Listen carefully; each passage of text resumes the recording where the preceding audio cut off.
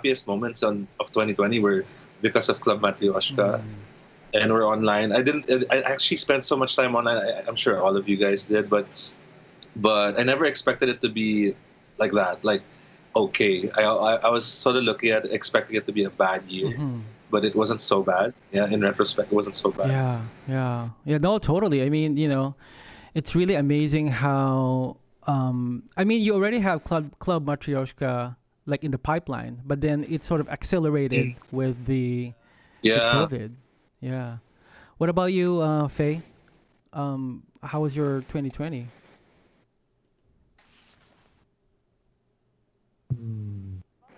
A lot of different feelings. I think when it first started, there was a bit of excitement to see a lot of the pre-established system began to be shown for what it was at sort of an accelerated rate in a way that it felt like a lot more people were becoming more informed and engaged in things.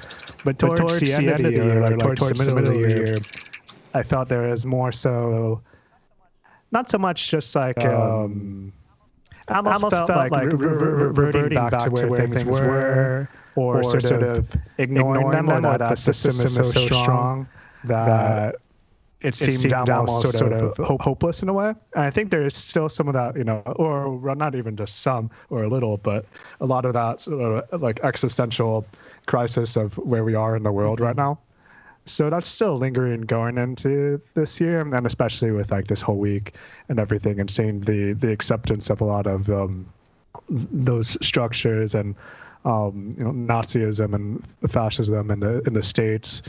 But in the positive sense, though, is that I think like what Jorge is saying too, there's a lot of ability to accelerate also what we're doing online, and I feel like Zoomlands and like Club Mat are similar in that way, where we're operating very similar spaces. So it did really give rise to seeing a lot of I guess you call it the community, the online community that we share. So it was nice to see that. I felt it was just a lot of introspection for people to really understand who they are, and like once this is over, so to speak, or like we're allowed to see each other in person again, we'll have a lot more sort of knowledge about the things we should align ourselves to and the people we should align ourselves to. So I'm grateful for that. Yeah. No, totally. Yeah. How do you feel? Definitely a lot of things, and I definitely share. Let me just fix my mic. I definitely share the same highs and lows in that a lot has happened, in my year. I mean, I released an album. I definitely sort of explored more the past year. I got into like 3D designing. I got into, like video editing and just all this stuff, that I've also started like streaming. So there's definitely, I feel like there's something about the pandemic that really forced me to sort of like explore certain things and explore different avenues of expression. But there's also like lows too.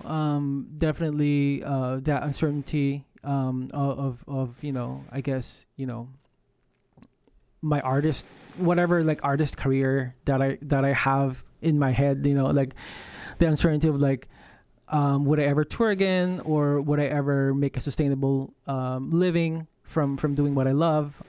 That sort of stuff. But I think that also allowed me to think, oh, you know what? Maybe there's other avenues that you can take to sort of express yourself. It doesn't have to be music. It doesn't have to look a certain way. It can be different. And so I mean, it's really inspiring to see Faye and also Jorge.